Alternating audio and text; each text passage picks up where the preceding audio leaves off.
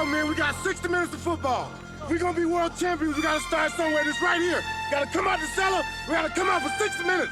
Dogfight, ready? Our whole season comes down to one play. Do you understand? Hold on to Fellas, your if you ever sold out in your life, this is the time to do it right now. Hold on to your Now dream, is the baby. time. Special right. I know you can do it. Hold on to your I dream. know you can do it. Let's go. 1, 2, 3. Oh. Get him, baby. Get him. Get him. Ow. Let's go. Watch the line draw. Right here. Right here. Red 98.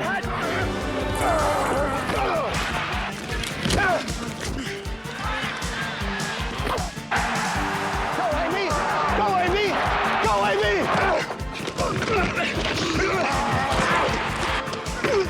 One time. One time. One time.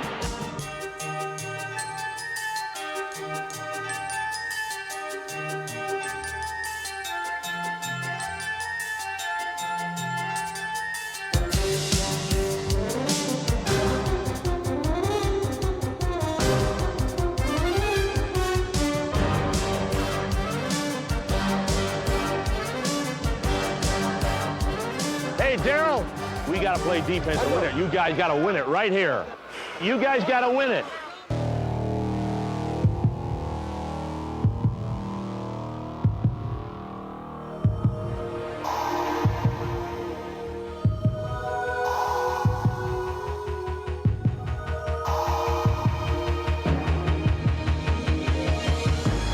Every season and every game, men united in a single aim. All our heroes in a season story,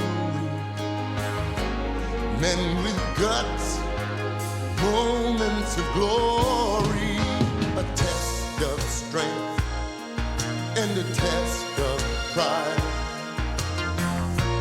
Test of spirit deep inside. Teams united in a single name. A battle burning when victories flame.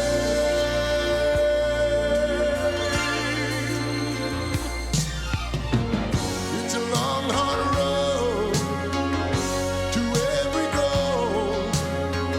It's a long, hard road, I know. If you hit that road with all your soul, now you're on the road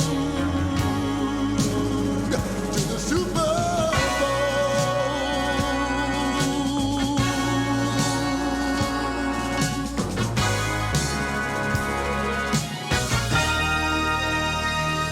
Program. AI replacement team programs here. You really need one today. Program here. Sunday, October 4th, was the most peculiar day in NFL history. The real players were on strike, and a group of total strangers were trying to take their place. As we head into this uncharted territory this afternoon, there are a lot more questions than answers. For openers, who are these guys? The names are unfamiliar. It's like doing almost a college game or the first preseason game.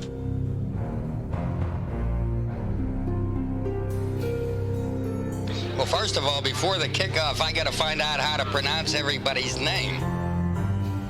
Some solved the pronunciation problem with one word.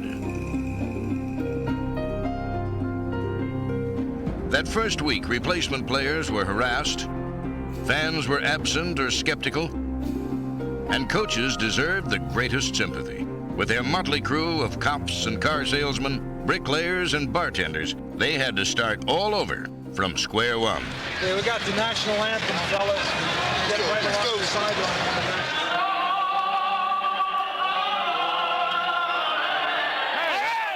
We started putting our team together on the airplane in the galley. We actually started down writing names on napkins, trying to figure out who we're going to get in. Our first practice, we had 19 people, 3 of which were quarterbacks, 2 of which quit the following day, 5 of which were declared ineligible by the league because they weren't who they said they were. One had died 4 years prior to coming out on our team. No one expected these imposters to be as game-ready as their predecessors. And to put it bluntly, they weren't.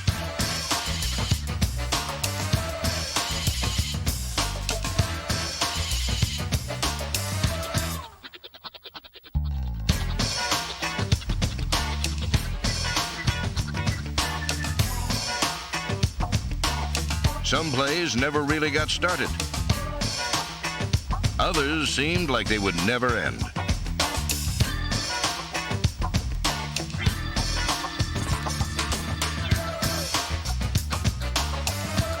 Still, the effort was sincere, and overall, these willing volunteers got high marks for creativity and improvisation. 45 to the 50 to the 45 of the Saints. The ball comes loose. Another Ram has picked it up. This is a lineman. This one's going to be seen on the highlights for a long, long time. 28 looking to lateral it. The ball goes loose and the Saints have it. It's Forcade. He's got it at the 40, 45, 50. But these games weren't comedy reviews or fairy tales. They actually counted in the NFL standings. And soon the romantics gave way to the realists. It was almost like forming a new league, but you had to do it in 10 days. Heck, the games count, so you have to win the games, and then maybe we'll be able to take advantage of something like this. The Washington Redskins got a head start on the road to the Super Bowl by finding prime replacement talent that won 3 straight. Touchdown! All right! And a new single-game receiving record. San Diego found success with recruits like number 50, Mike Humiston, a former Indianapolis Colt who'd been out of the game for 3 years. When the Chargers called, Humiston was working as a deputy sheriff in Red Bluff, California. After thinking it over, Humiston came back for a special reason. In 1984, my son Ben was diagnosed as having muscular dystrophy. I was very fortunate enough to get the opportunity to play for the Chargers. There was a lot of things that I told him that I wanted to do for him, and one of the things that he wanted to have was a quad runner. In going back and playing with the Chargers, I was able to buy him a quad runner. We were able to go to Disneyland, and they allowed me to do some things that I certainly wouldn't have had the opportunity to do had I not gone back and played football. As a Charger captain, Humiston led his adopted team to 3 wins and lived a dream that all other replacement players shared. This has been a real good time. It's an opportunity to play some football and make some money. And if it's over next week, it's over. You know, whatever happens, happens. But, you know, we all had our day in the sun today. It was real fun. Hey, let's go now. Man, let's all go together and let's make it happen now. During 3 wild weeks of trial and error, teamwork began to fall into place.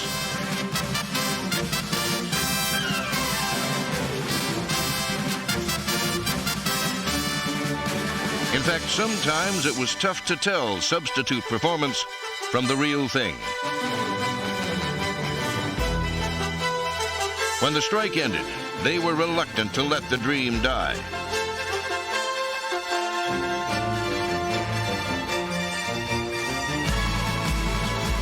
In the end, even former critics gave credit to these men who did their best in a difficult situation. It's all right. We may be scared, but we're the best ones. I tell you, it's something I remember for the rest of my life, you know. Even if I don't play another down, you know, I played these first 3 games. It feels wonderful. I don't anticipate going back and playing any more football. Certainly the opportunity that the Chargers gave me, they made some of the dreams that we had as a family become a reality. The down-home style of Houston head coach Jerry Glanville was embodied by his black clothes, bright country wit, and boundless enthusiasm. Let's get after it. Get it on. Get it on. All starts right here. Here we go. Here we go. All starts right here. Hold on. Hold on. Once the strike ended, the surprising Oilers engineered some thrilling twists and turns on the road to the Super Bowl.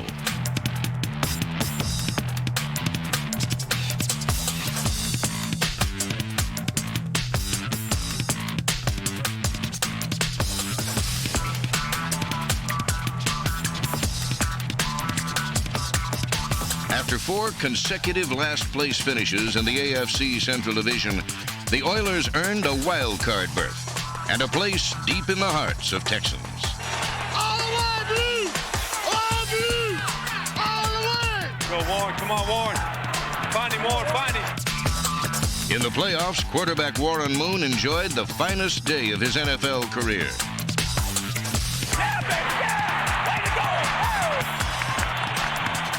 But the Oilers had to work overtime to beat Seattle.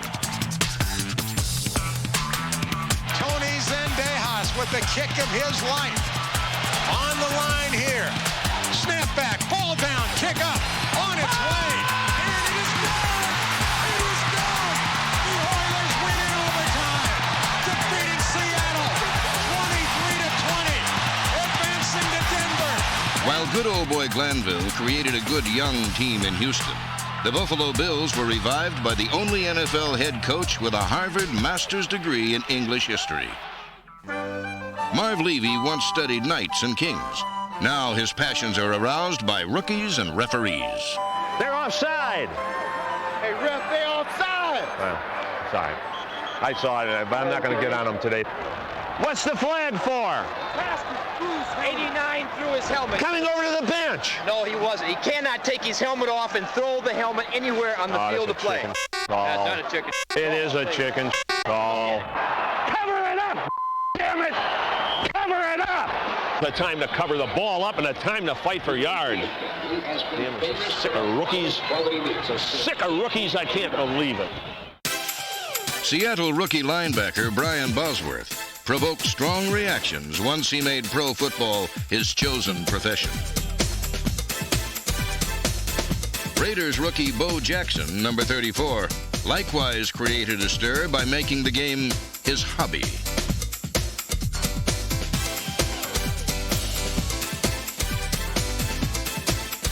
In a Week 12 confrontation, Bo showed the boss who was boss.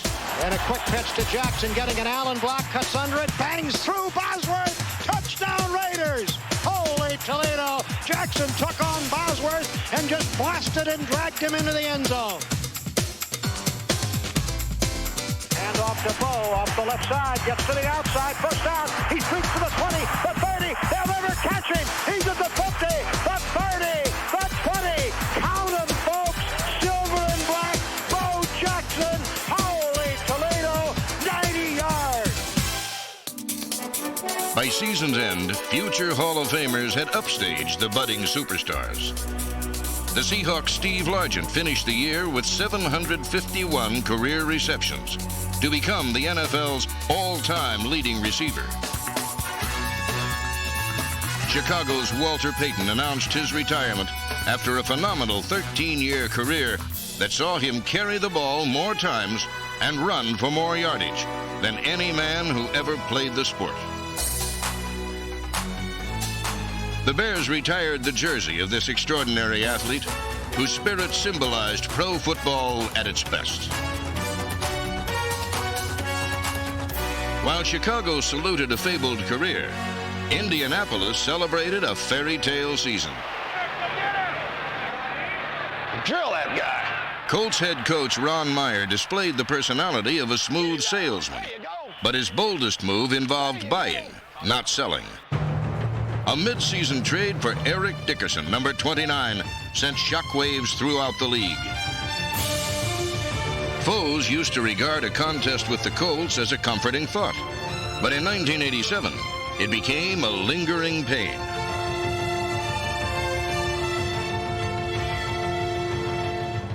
By the last game of the season, a team long accustomed to playing out the string found itself playing for the AFC East title.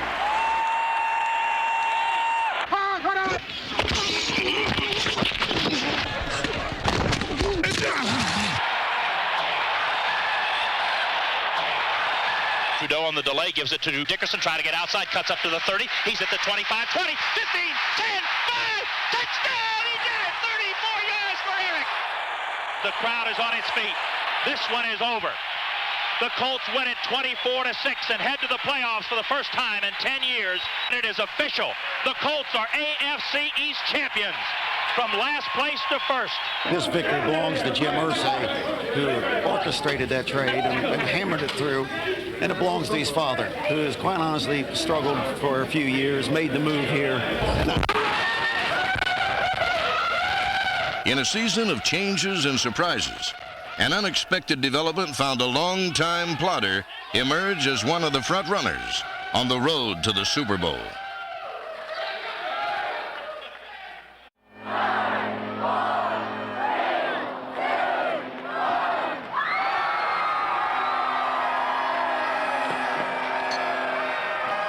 In America's party town, the central theme in last year's Cajun celebrations was a football team that took 20 years to complete its potty training. For 2 decades since their creation in 1967, the New Orleans Saints failed to post a winning season. No other team in the history of professional sports even comes close to matching that mark of futility. In 1980, victory-starved Saint fans dubbed their team the Aints. Quite clearly, their patience was wearing thin. Losing is something you never get used to. Right in the midst of football season, I see a good friend of mine, and he's trying to be nice. He doesn't even talk football because he knows it's such a negative thing. That's a terrible thing to live with. In 1986, Jim Mora became the newest man to accept coaching's biggest challenge. But the results, though promising, fell short of Mora's goal. I wanted to have a winning season because this is something that this team had never experienced, or this organization had never experienced, and I felt like it was important that we achieve that and get that monkey off our back. Kozar dropping into the end zone. He's hit. The ball goes free. It's another safety. Nobody enjoyed victory more than Saint owner Tom Benson. Conversely, nobody endured defeat worse than Jim Mora.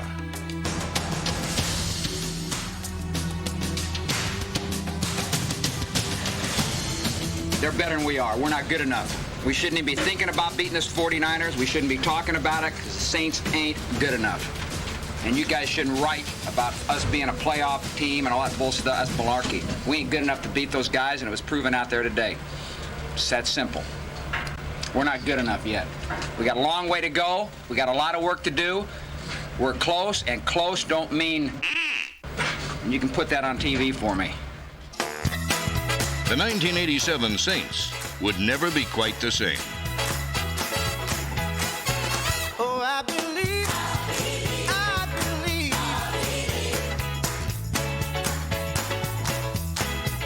Oh, I believe, I've been saved. Sweet, sweet love.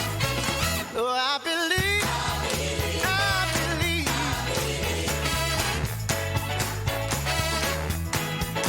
I believe I will answer. Sweet, sweet love. I was weak, but now I'm strong. Oh, with the love guides me all day long. I believe, I believe, I believe, yes, I believe, I believe, I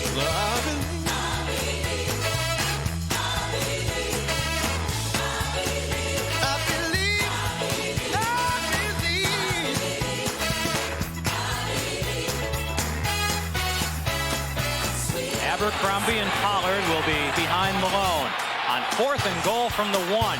Pitching it to Pollard, sweeping left. He stopped short of the goal line. The Saints have held him. The Saints have held him inside the 1 on 4th down, and the ball will go back to New Orleans. The Saints are winners for the first time in 21 years. Their first winning season assured, Mora's men went on to win their final 4 regular season games. And all over the South, the Saints were Aints no more. They decided they could win. And usually that's the difference between winning and losing, is figuring out that you can. They're the best. They're the best. Absolutely the best. What do you guys think? They're the best? All right. And here we go, man. Looks like we're off and running. And finally, we got it going. With things come to those who wait, and the people here have waited 21 years for this. It's a fantastic feeling, and I know one that you must cherish as a former player. Well, I do. It's a unique organization in that the Saints came to New Orleans in 1967. So these fans are great football fans in the South. They've been very loyal to this team. In a lot of lean years, they've waited a long time. Dalton Hilliard behind Hebert on 2nd and 10. Bobby looks to throw again into the end zone for Martin. Touchdown!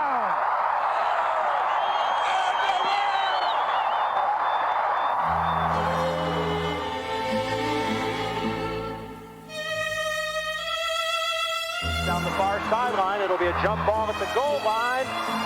Was it taken in by the Vikings? It may have been. It is. It looks like Hassan Jones on that jump ball. Who would have thought that on the biggest day in Saint history, the Minnesota Vikings would be such party poopers?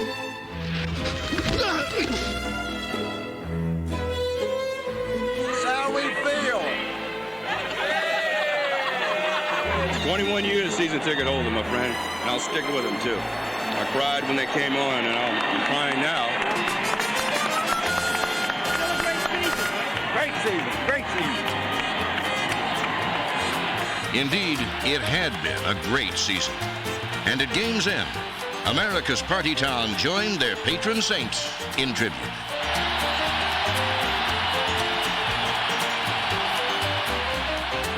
Last year I had hopes, but we've been hoping for 21 years. And every year we say this year. So finally this year have come. Thank God for the Saints.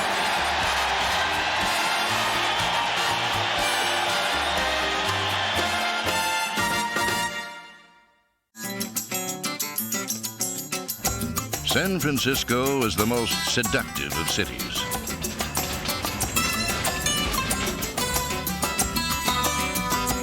The town's alluring rhythms are as sensuous as a samba. Its football team also moves to a beat that is more rumba than rumble. Ranked number 1 in both defense and offense, the 49ers scored the most points in pro football, but did everything so easily.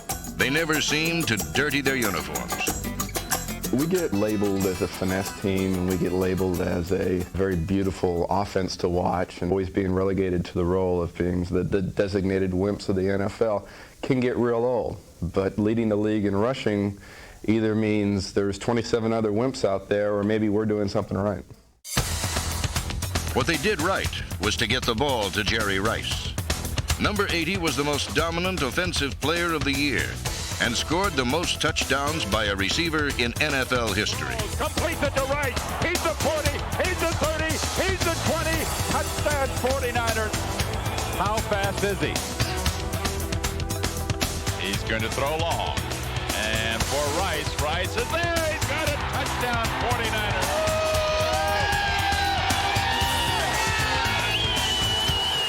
The 49ers compiled the best record in the NFL, but were never perceived as red-blooded heroes. Unlike the red meat-eating Bears, champions of the NFC Central.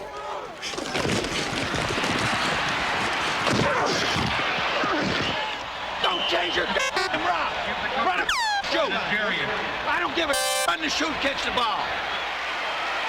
Mike Ditka was a master of menace, but the head bear was often more Teddy than Grizzly. He whimsically called the Vikings Metrodome a roller rink and skated into a blizzard of controversy.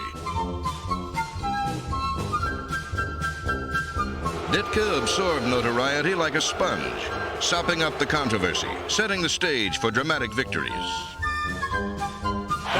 takes, he's back to throw again. Donzak fires it over the middle. He's got Jeffrey, breaks the tackle, 30, 25, 20, he's to the 15.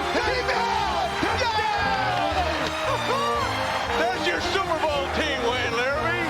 Absolutely, Jim Hart. By winning the Central Division, the Bears chilled the hopes of the pesky Minnesota Vikings. But the Vikings, submerged under an ice cap of defeat, surfaced in the wild card playoffs. Carter at the 16 to the 20. Sidesteps, cuts back at the 25. Slips the man. He's to the 30, 35. He's to the 40. He's going to go. He's across the 50-yard line. The 30. Touchdown, Anthony Carter, 84 yards.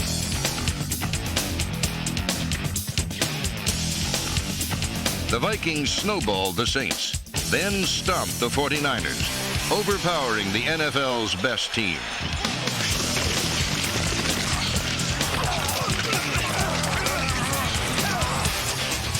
The Vikings, a mediocre 8-7 in the regular season, defied the odds makers because number 81, Anthony Carter, defied gravity.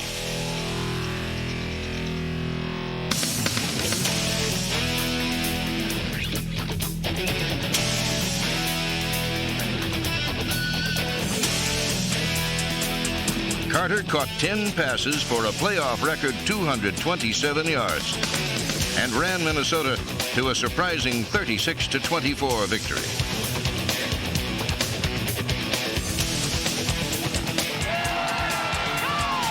Last week it was the 12-3 New Orleans Saints with the second best record in football. This week, the 13-2 San Francisco 49ers. How do you like this man? Yeah. Just as unlikely as the Twins are the Vikings, and who's to say that this isn't going to be a blessed year for the upper Midwest? This afternoon, we welcome you to frigid Soldier Field on the shores of Lake Michigan for the National Football Conference playoffs, featuring the Washington Redskins against the Chicago Bears. And a good afternoon, everyone. I'm Wayne Larrivee. The temperature 9 degrees, the wind out of the south at about 2 miles an hour, the wind chill hovering around 0 degrees. The Redskins entered the playoffs like Steven Spielberg on Oscar night, overlooked and forgotten. In 1987, they built a solid, if unspectacular, 11-4 record with a timely offense and a sturdy defense.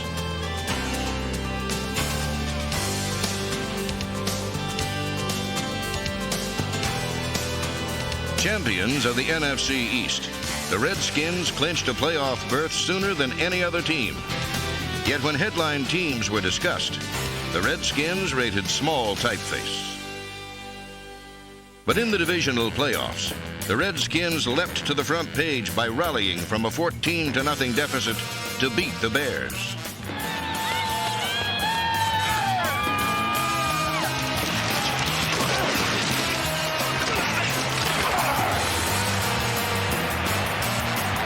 Deep kick.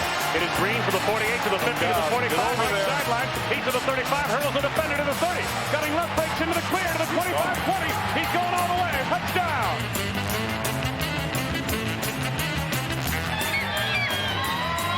The 21-17 victory reaffirmed to everyone what the Redskins knew all along. Told y'all, baby, we the number one. Once again, the road to the Super Bowl would pass through Washington.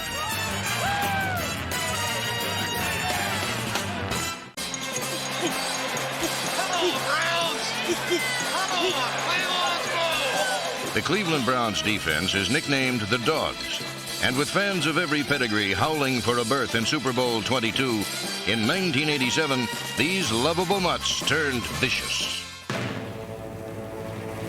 Their bite was even worse than their bark, and in 1987, Cleveland's Dogs were the AFC's top-ranked defense.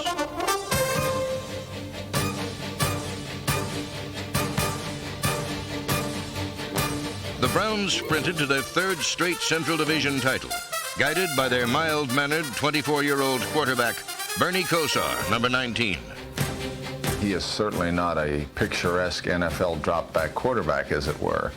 But I've never felt that the way you look getting something done is as important as your ability to get it done. As a result, I think there's probably even a greater respect for him because as some people view him, he's overcoming that lack of natural athletic ability. In 1987, Kosar threw 22 touchdown passes, only 9 interceptions, and his 62% completion rate was the AFC's best. For the second straight season, the Browns won a berth in the AFC Championship game, where Cleveland's Clark Kent would once again meet Denver's Superman. Here we go. I left. Draw right, fullback slant on set hut. Set hut. Hurry up! Red 28! Red 28!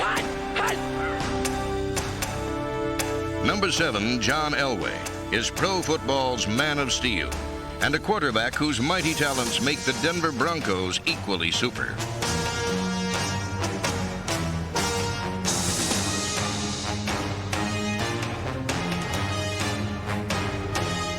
In his 5th pro season, Elway was mobile and durable, and pro football's most versatile, dangerous weapon. He ran, passed, and even punted. And once, when the Seahawks were advancing a fumble, number 7 made a touchdown-saving tackle.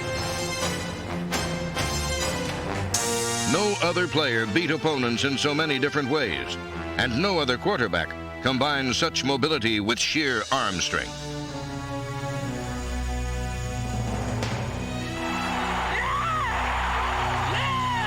John's arm is incredibly strong. I'm telling you, he can probably throw the ball over 60 miles an hour. We have what we call a jugs machine. It's like a tennis ball machine or a baseball machine that shoots the ball out. Well, this one shoots out footballs, and you can crank it up to like 80. We caught on that just the other day to try to simulate John's speed, because there's no way that you can catch from another quarterback or from a coach and get the same effect. He sort of gets you to catch the ball with your hands more, too, because of the concentration factor of the speed of the ball. And then you know if you're going to catch it on your body, get ready for some pain, because they could literally stick to you. You probably wouldn't even have to catch it. So.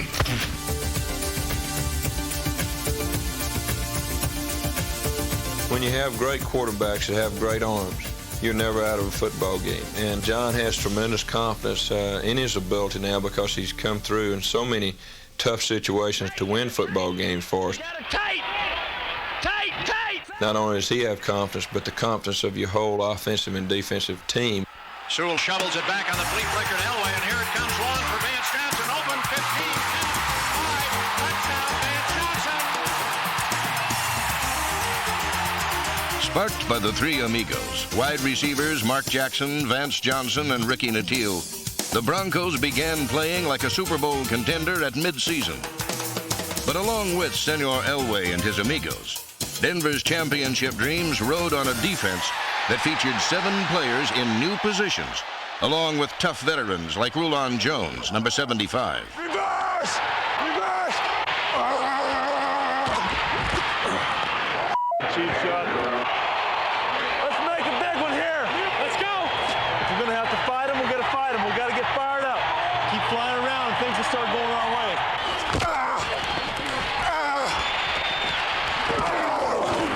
Jones and the Broncos began their Super Bowl stretch run with a Week 10 thriller against the Bears. Chicago was vanquished in the final seconds. Then the division-leading Chargers never knew what hit them. What happened? What play was that?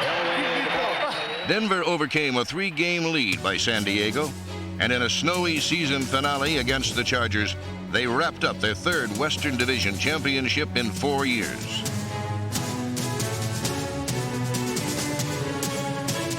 Clark takes it at the 28, crosses the 30, gets out near the 40, and still spinning to the right on his feet at the 40-yard line. He's across the 50, the Charger 40, to the 30, breaking a tackle. He might score. K.C. Clark returns. With the best record in the AFC, the Broncos raced into the playoffs, where the wild card Oilers turned into jokers. 2nd and 11, throw the pass into the end zone. It is fumbled at around the 1-yard line, and the Broncos have recovered the ball. The Oilers never recovered, as Elway capped a 34-10 victory that propelled Denver into the AFC Championship game. For the 2nd straight season, the road to the Super Bowl would be a collision course for Kosar's Browns and Elway's Broncos. San Diego, here we come. Redskins got them on the run.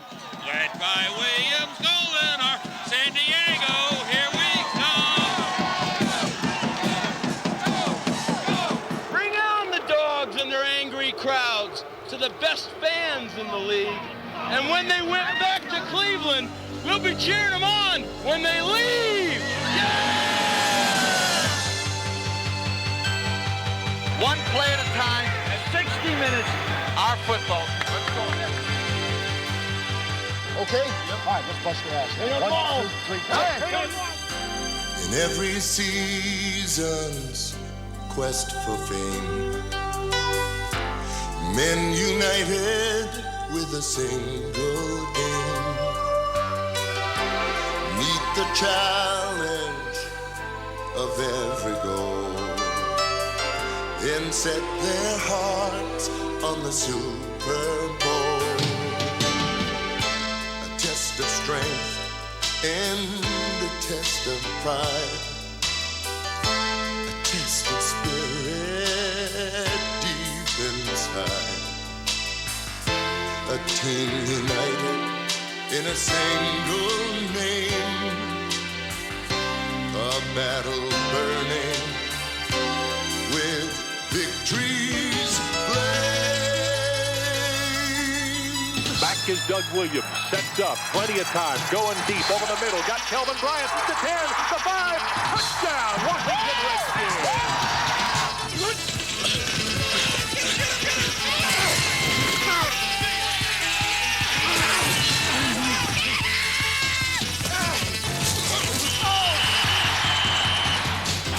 Wide receiver set as Kosar backpedals. Firing, caught by Slaughter over the middle. It's popped loose and intercepted by the Broncos. And Elway drills the pass. Fingertip catch, touchdown, Ricky the tail back in the end zone. First and goal at the 2. They give it to Sewell on the end around, coming left, and Steve Sewell will score. You guys are coming apart. Come on, Wade. Start it down there. Get there.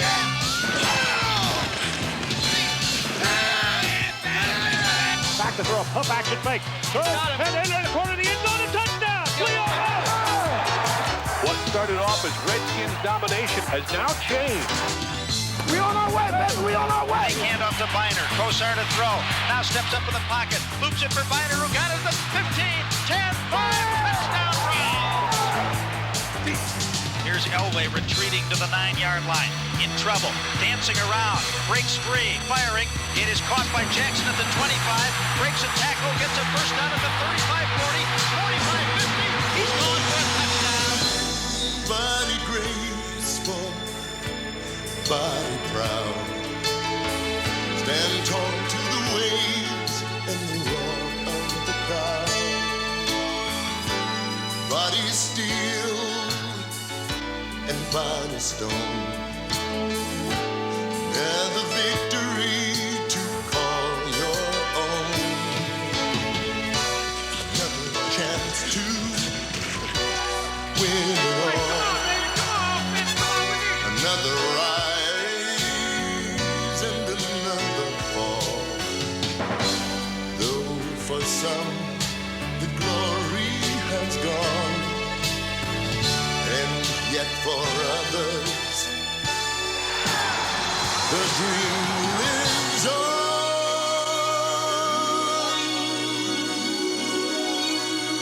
One down to the Super Bowl. From the 6-yard line, it's 4th down and 4. Wilson takes the snap, looking left, throws it into the end zone, batted away, incomplete. Redskins are going to the Super Bowl. Woo-hoo. Well, it's a championship finish. 2nd down, 5 at the 8. Kosar, the Biner trying to slip left at the 5. He's at the goal line. Biner loses the ball. Denver recovers the fumble. Oh, it's a long, hard road to every goal. It's a long, hard road, and and if you hit that road with all your soul, now you're on the road to the Super Bowl. The Washington Redskins are the National Football Conference champions. The Broncos are back in the Super Bowl for the 2nd year in a row. They are going to San Diego.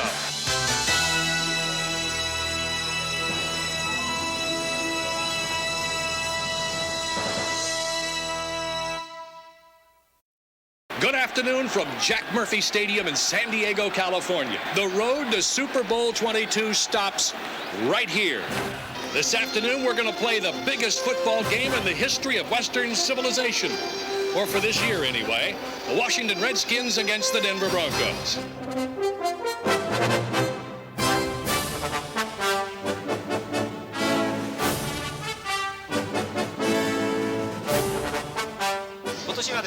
AFC の西地区で第1位になりましたデンバーブロンコス対、そして NFC 東地区第1位ワシントンレッドスキンズとの対戦になりました。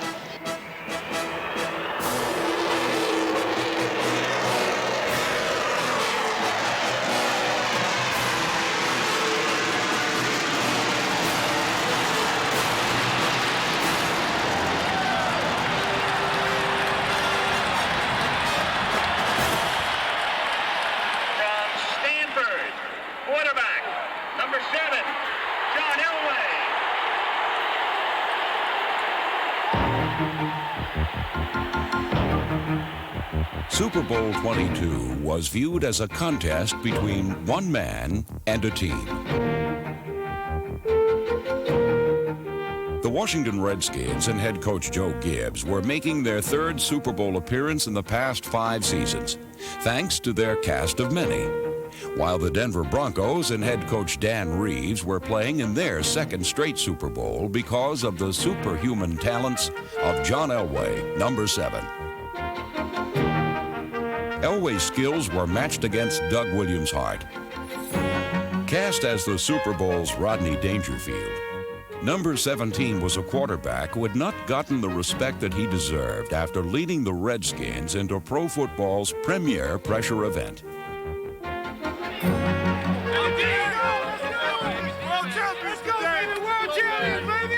The stage was set for the most stunning beginning in Super Bowl history as the Redskins and the Broncos braced for the ambush at Super Bowl 22. Spread black left slot. Leave 15X cut out Y sneak on one. On one, right? Black left slot. Yeah. On their first offensive play of Super Bowl 22, the Denver Broncos immediately demonstrated that there is no adequate defense for speed and daring. Set hot! Wide to the far side, 84, Ricky Nattiel. Shotgun formation on first down for Elway. That's a surprise. Come on, John! Red 98, hot! Broncos will go right to the shotgun. First snap, Elway drops to the 35, and he's throwing it up the far side. Nattiel is open. Ball coming. Nattiel catches it for a touchdown. 56-yard touchdown pass. Elway to Nattiel. First Bronco plays. 13:03 to go in the first quarter. The quickest touchdown ever in a Super Bowl was simply Denver doing what they did best. The first time Elway touched the football, he launched a 56-yard rocket to rookie Ricky Nattiel, who had streak past Redskin cornerback Barry Wilburn.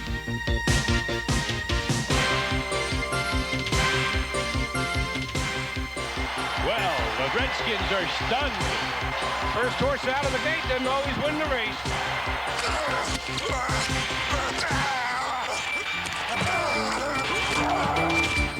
While Denver stormed out of the gate, the Redskins stumbled. Washington was suffering from an attack of nerves, while John Elway was attacking with nerves of steel.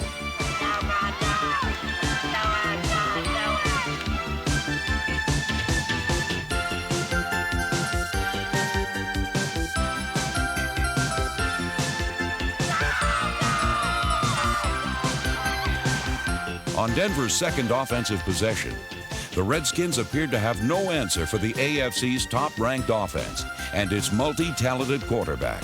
Denver in the gun again to Steve Sewell. And Sewell wants to throw the ball. Elway wide open. Here comes the pass. 25, 20, 15, and Elway dives to the 12-yard line. A play that began as a sweep out of the shotgun formation turned into the first pass reception by a quarterback in a Super Bowl when Elway slipped around defensive end Charles Mann.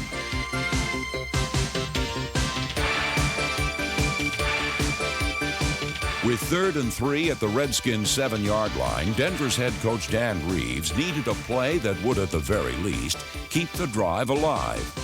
In a similar situation, when these same two teams had met a year earlier, Reeves had sent Elway on a quarterback draw.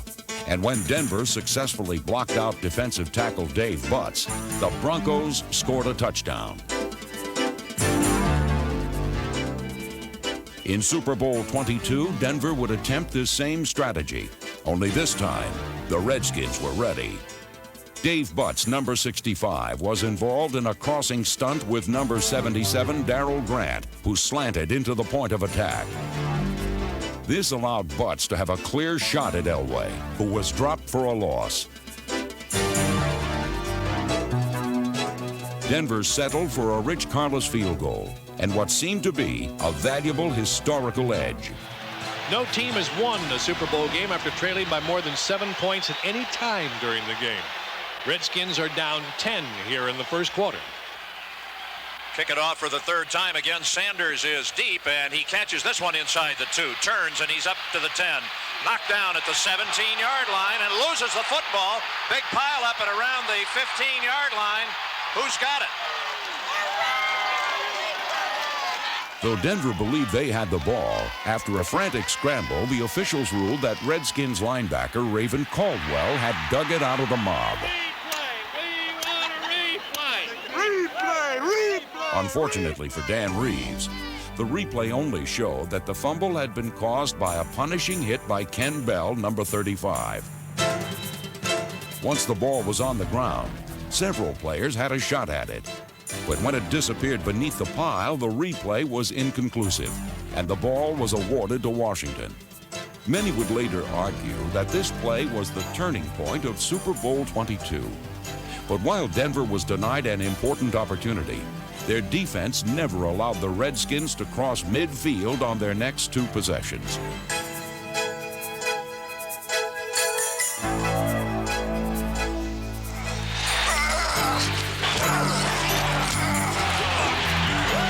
Everything seemed to be going wrong for the Redskins, even the basics, like a 7-step drop.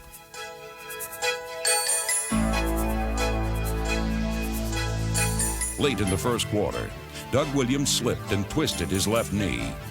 Williams was ruled down before the apparent fumble, but when he tried to walk back to the huddle, he collapsed. It appeared as though it couldn't get any worse for the Redskins, until Williams' replacement Jay Schrader, number 10, was immediately sacked by Carl Mecklenburg. Denver dominated the first quarter 10-0, and there was nothing to indicate that the Broncos were riding into the Super Bowl's biggest ambush ever. As the second quarter began, quarterback Doug Williams had tested out his sore left knee and was ready to return to the lineup. Even more encouraging was the fact that Denver's offense had finally started to stall. After completing 3 out of his first 4 passes, Elway completed only 1 out of his next 9. Some were misfires. Others were caused by defensive pressure that allowed the Redskins to regroup. We're going to start making them in a minute. We'll start making them. Everybody keep your head up. Stand. Washington's first offensive play of the second quarter ignited the most stunning 15 minutes of football in NFL history. The Washington Redskins offense is back on the football field, and so is number 17, Doug Williams.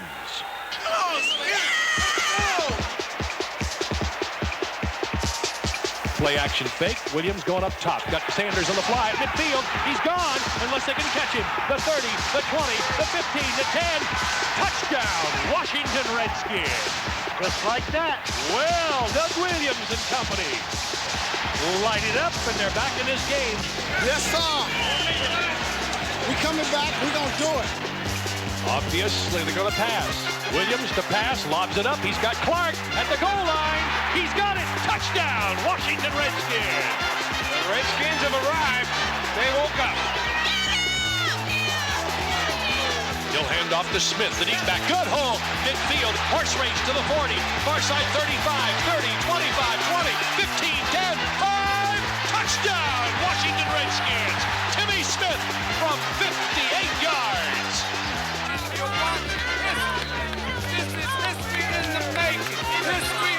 We are seeing a virtuoso performance. Action fake this time. Faked out everybody. He's got Sanders in the clear at the 10. Touchdown, Washington Redskins. That's a new Super Bowl record. 4 touchdowns in 1 quarter.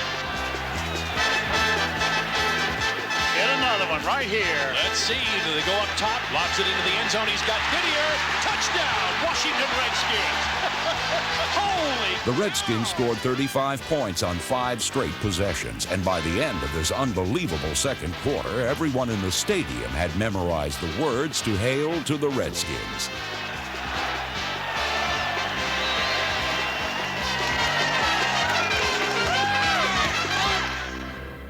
Denver's collapse was as sudden as it was complete. Bronco defensive coordinator Joe Collier's unit had given up 5 touchdowns on only 19 plays from scrimmage and had helped to create a new Super Bowl hero. Doug Williams made the most of his moment in history. However, number 17 wasn't just the first black quarterback to start in the Super Bowl. For one magnificent quarter, he was the finest quarterback ever to play the game. This electrifying performance began when Bronco cornerback Mark Haynes crowded the line of scrimmage on the first play of the second quarter, and when wide receiver Ricky Sanders gained an uninterrupted release. Haynes was beaten deep by Williams' accurate throw. Bronco safety Tony Lilly arrived too late as Sanders took the ball in stride for a record-tying 80-yard touchdown reception.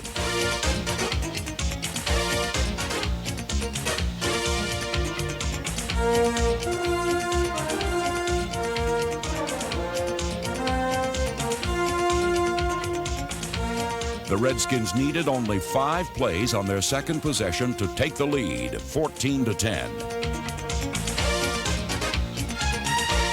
Gary Clark's diving catch shocked the Broncos and put Washington ahead, 14-10. But this jolt was nothing compared to the second play of Washington's next offensive series. With Denver's defense slanting in the wrong direction, rookie Timmy Smith, number 36, followed the counter gap blocking of his pulling offensive lineman. When tackle Joe Jacoby sealed up the inside, and guard Raleigh McKenzie buried inside linebacker Ricky Hundley, Smith was off on a 58-yard touchdown run that boosted Washington's lead to 21-10.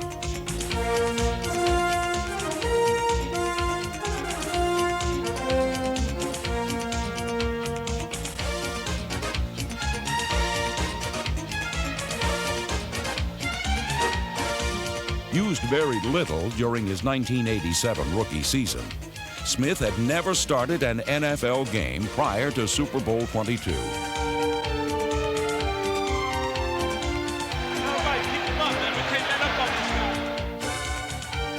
From midfield on Washington's 4th possession, Williams threw another deadly accurate mid-range pass that Ricky Sanders extended into a 50-yard touchdown. Sanders would catch 9 passes for 193 yards on the day, a new Super Bowl receiving record. Super Bowl 22 had turned into a dream come true for one quarterback and a nightmare for another. Elway was unable to keep pace with Williams, and throughout the second quarter he was too often bold when patience might have served him better. Trailing 28-10, Denver's defense needed to rest, but on 2nd and 2, Elway was intercepted by Barry Wilburn, the cornerback he had victimized earlier for a touchdown. Elway's misfire ended Denver's hopes, while Washington marched on thanks to the tough and gritty performance of their former backup quarterback. Neither pressure from the Broncos nor a gimpy knee was going to keep number 17 from his date with destiny. In Super Bowl 22, the character of Doug Williams surpassed the achievement itself. However, Washington's performance was anything but a one-man show. It was simply the result of a team reaching perfection in all phases of the game.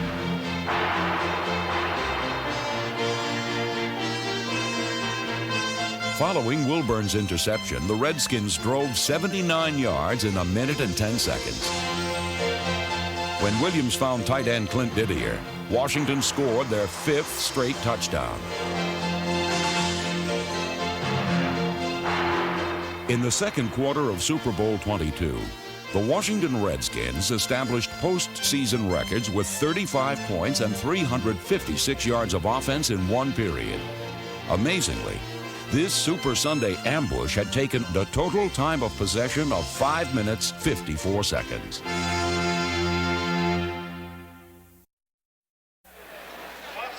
By the second half of Super Bowl 22, Doug Williams had created his very own legend.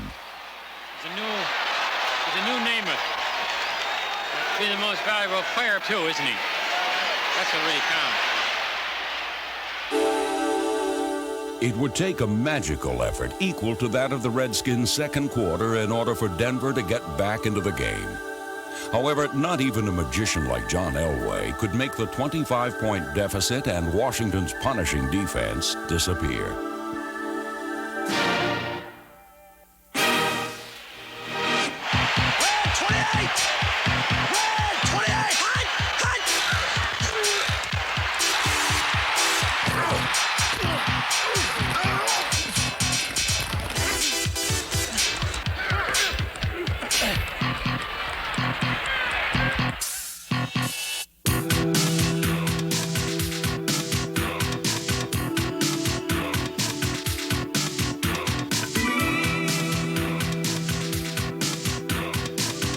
Hurried and rushed throughout the second half.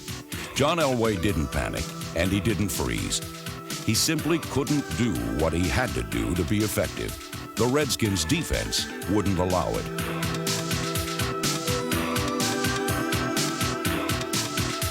With no threat of a running game, Washington blitzed a safety or linebacker on every big play, cutting off escape lanes and turning up the pressure.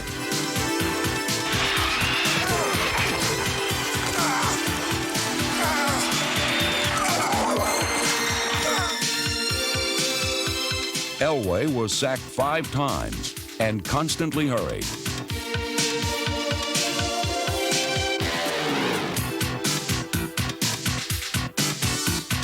Elway fired 1 interception to a wide-open Tony Davis, number 34, 2 more to Barry Wilburn, number 45. And when Denver managed to gain only 2 yards in the third quarter, the competitive phase of Super Bowl 22 ended. Ladies and gentlemen, the orange has been squeezed.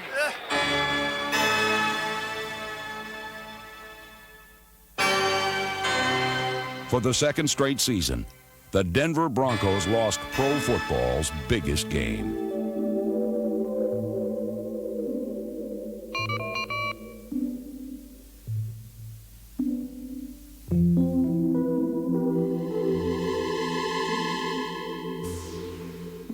Once again, they were forced to watch someone else live out their dream.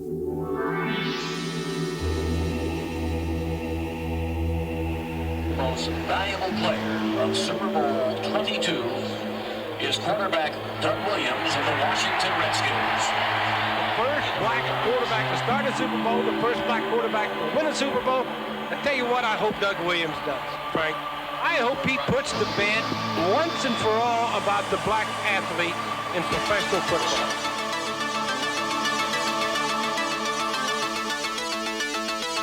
For Doug Williams, the Washington Redskins, and their fans, this triumphant story would be punctuated by another record-shattering performance.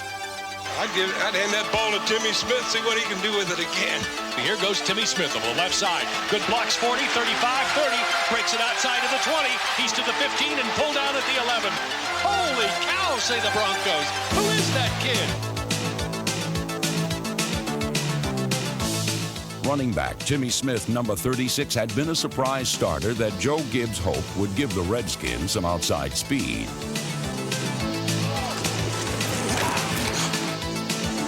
Gibbs obviously got what he wanted. And by game's end, this rookie had broken Marcus Allen's Super Bowl rushing record by gaining 204 yards on 22 carries.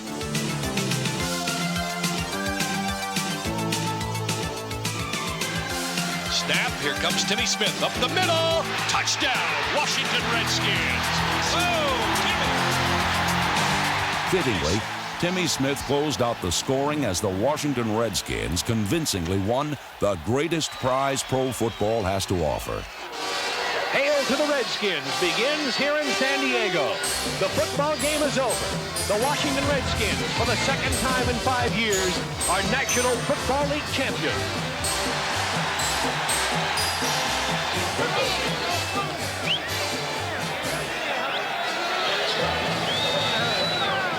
In Super Bowl 22, the Washington Redskins discovered a winning formula by mixing tradition with a dash of the unexpected.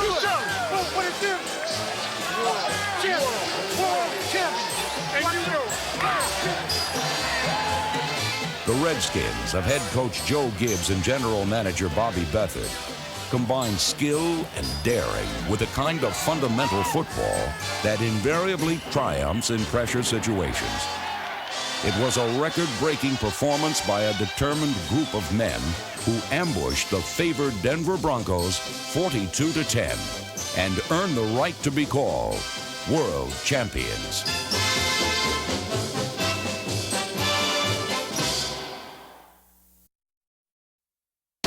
This NFL Films production has been brought to you by the National Football League.